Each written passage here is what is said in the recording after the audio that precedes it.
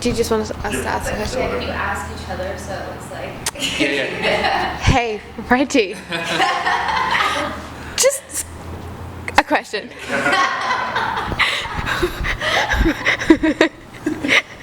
Well, I'm the drunkest, soberest person you'll meet.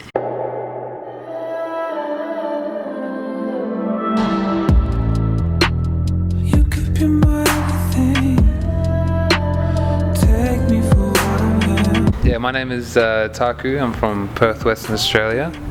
I'm Wafia, and I'm from Brisbane, Australia. Is it Wafia? I don't know. I've been saying Wafia. At shows and at press and Wafia. Whatever you want it to be. I do say Waf. I could be the one to make this go away. So we're supposed to interview each other, which is, it can be awkward if you make it awkward. So my first question to you was going to be, how did you feel last night? So last night we played the Novo in downtown LA. How did you feel about the whole thing? Pretty good. It was a really receptive audience, and you made a point before of saying how like there were so many people of color in the audience, which is, I don't know, you want to see that. You want to see diversity at your shows, and you want to see people that come from different walks of life all coming together to see you perform, and I guess that's how you know your music resonates and reaches. So that was my favorite part. What was yours? Yeah, that was mine too. I had to actually really kind of look hard to see a white person. I found a few, but I didn't know if that was like the color of the lights. But no, I agree. It's not reverse. It's appropriate. Yeah, I agree. I think like where we're from, Australia, when we play Australian festivals and stuff like that, it's predominantly white. Or Bali. Or Bali, yeah. Which of course there's nothing wrong with that, but it's obviously being, of a multicultural background and my parents not being from Australia. It was really cool to see in LA just so many different people of colour. The more I tour with you, the more I realise how much you're surrounded by people all the time. And even like your work, you hold people to such high esteem, particularly with collaborators. So I wanted to ask you, when you're alone, which I honestly don't see that much, like, what do you do aside from maybe photography or listening to music? Like, what do you do for you? Yeah, that's like last night we were talking about after the show, where before and after you've just got a lot of, not schmoozing because that's kind of like a negative term, because a lot of them are your friends and associates, but there's just a lot of FaceTime that you have to do, talking to people, and people that you know well and people that you maybe not know so well, and new people, and it's definitely takes a lot out of you after the day is done. But it used to be photos. I used to take photos when I had my alone time away from music and away from working, but then photography has become part of my job now, and to be honest, the only thing I do now when I have time alone is IG videos. So like, when you go to the explore page, Oh my gosh, I do that so much. like it's the only thing that I can feel like I just can't. I've got no mental effort to edit photos or to make music or to write emails. So I just watch just really deplorable social videos. World Star Hip Hop sometimes. I mean, if you go to my YouTube history, you'll see like instant karma compilations. Like, I'm telling you, it's like I'm not proud of that. Or like Watch Vine comps? yeah, all the time. I used to be on Vine constantly, but then I deleted it because I was like, this is wasting my time. But then I would type in Vine compilation. One time I wrote into YouTube, and this is when I knew that like I've got to pick up another hobby. I wrote in bully picks on wrong guy, because I just wanted to see all those videos where the bully gets his own. And then I was like, and then I typed in like world's biggest cyst or like world's biggest pimple, and I was like, I mean, I know you've probably been like down the dark hole of YouTube, and interviews over. No, but that's I mean, it's like that kind of like video content where you don't have to think, you just have to watch. My personal favorite would have to be the paint mixing. I don't know if you've seen them. Yeah, But I've seen it. they're very pretty, Yeah. and it's just like, and the sounds they make, it's so calming, and also clay. I found myself looking up at that pottery one, but then it got like too phallic at one point, and I was like, I felt wrong. I was like, I probably should stop watching, and then I went to Kobe Bryant highlights to make myself feel like a man again. Me basking deep. Don't trip up on the mess. I mean, when we first started writing Median, did you think it would be what it is today? I don't even know what it is right now. I think like you and I were like, hey, we haven't written pop songs before. Let's write pop songs. And that was like the way we approached it. And then that first day when you got that phone call from your father, it sort of shifted everything. Do you want to talk about that phone call a little? Yeah, I remember when me and Wafia got together. So Wafia came over to my hometown in Perth, and we rented out a friend's studio of mine who actually does the visuals for the whole live show. His name is Sam Price, really awesome dude. And we were just gonna write we wanted to write pop music that we felt we could be proud of. And I remember just as we were about to get started, I got a phone call from my dad, and it wasn't a pleasant one, and it ended pretty abruptly. And I came back into the studio, and I think Wafia could kind of tell that I was like noticeably a bit distraught. And so then we started kind of kicking it and talking about my dad, and then how the relationship between me and my dad has never been ideal, and it's been kind of rough at times. And then you opened up and said that, you know, the same thing about your dad. And then it was right then and there that we thought, well, let's make this EP about our families, and that's kind of where it kicked off. Yeah.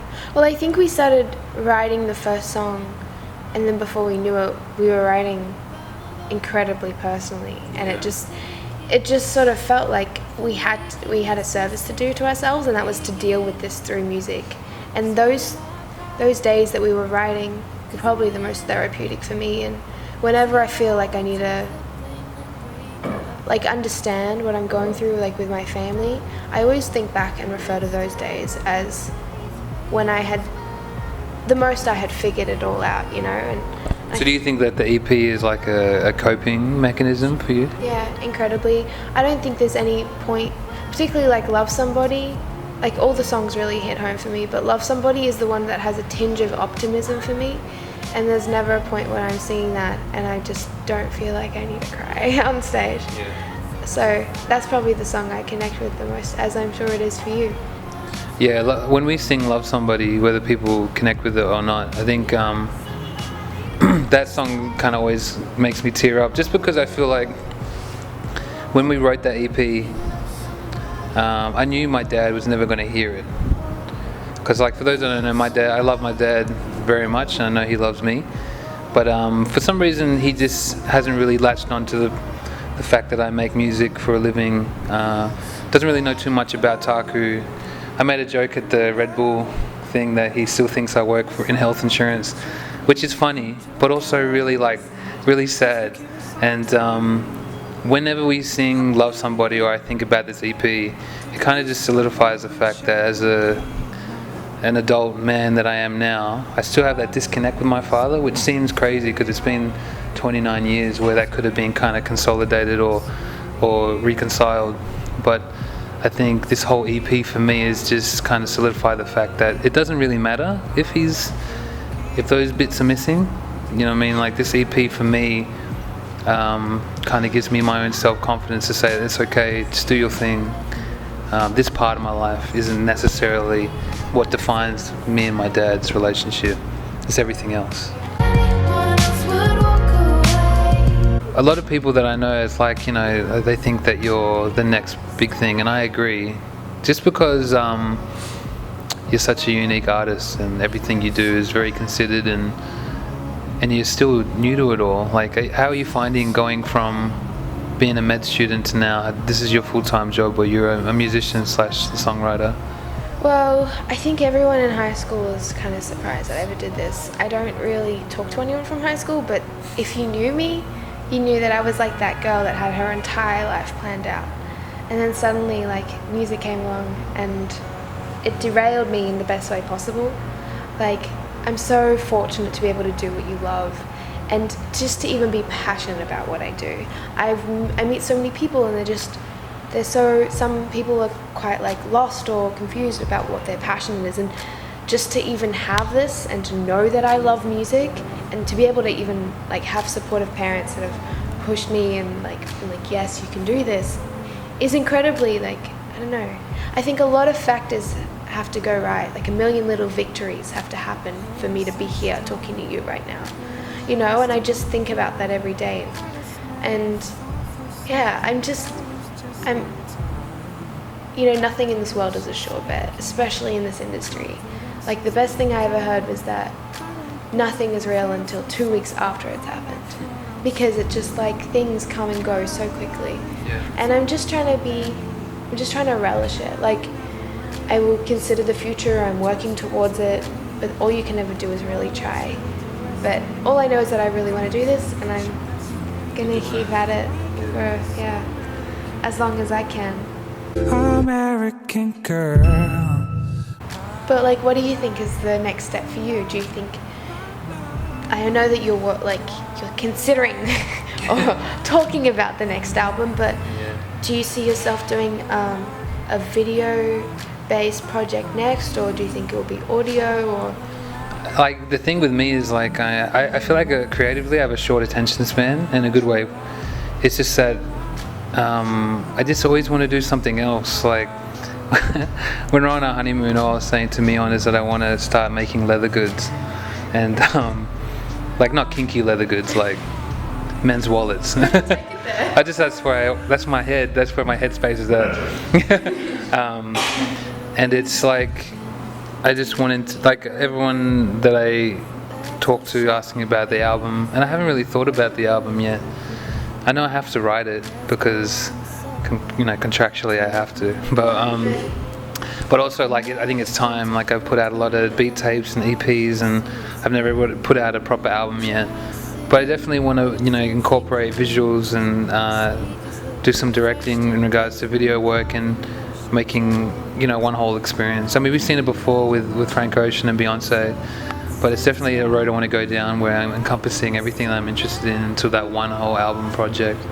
But I don't know how far away that is, do you know what I mean? Yeah. is it something you have ideas for yet? How do you collect your ideas? Do you keep them in like a notes folder on your phone, or do you write them down? Like, how do you keep track? Because you do a lot, and you're always inspired. So I think like our relationship, I just have a lot of people that I'm friends with that just make things really easy for me, and you know, collaborating and networking is something I feel like I'm good at, but then turning those into friendships where it's just not just work. I mean, I have a lot of good friends here out in LA that I do a lot of good work with, and a lot of business partners here too that I'm just, you know, friends with, and we just kind of kick it and then talk about business later. But I don't know, whenever I'm with my family or with my wife, that's when I'm most kind of inspired, just because that's where I feel most safe and most at home and most relaxed, and that's when I want to start creating. So yeah, home is where the heart is for me, and it's hard to be creative on the road, but again, being on the road just opens you up to meeting so many awesome people. what are your artists to watch? Who are you listening to lately anyway? Is what I'm trying to say. My ones to watch, Masego. So he supported us last night, which to me is a huge honor to have him on board. But he is like one to watch just because he's so refreshing. He's honest, and I feel like he's got a great heart, and that combination of, you know, those three things, I think is you know, three good qualities to have in a musician. And if you see him live, you'll see how spontaneous and fun-loving he is. And then it's not necessarily like someone that's coming up. He's definitely, you know, been around and well respected, especially between me and Wafia, but people in general. Is Ben Abraham. He's a singer-songwriter from Brisbane. No, Melbourne. Whoop, my bad, from Melbourne, Australia.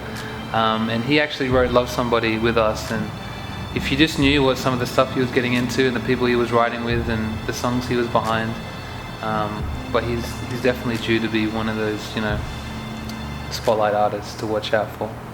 How about you? There's this rapper.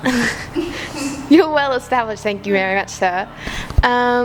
Possibly there's this rapper out of Chicago called No Name, and she is so sick. I've been listening to her mixtape Telephone for a hot minute now, and yeah, I'm into her. And then there's also like this artist called Nao out of the UK who I love, and then she recently toured with this kid called Demo Taped, and he does really cool stuff too. Yeah. Wow. So that's my trifecta. Shout out to the Demo. Did I get to meet him? No, he just left. Shout out. Hey, what up? My name is Ta-Ku. I'm from Perth, Australia, out here in Los Angeles, and you're now tuned in to Ones to Watch. Hi, I'm Wafia from Brisbane, Australia, and you're tuned in to Ones to Watch.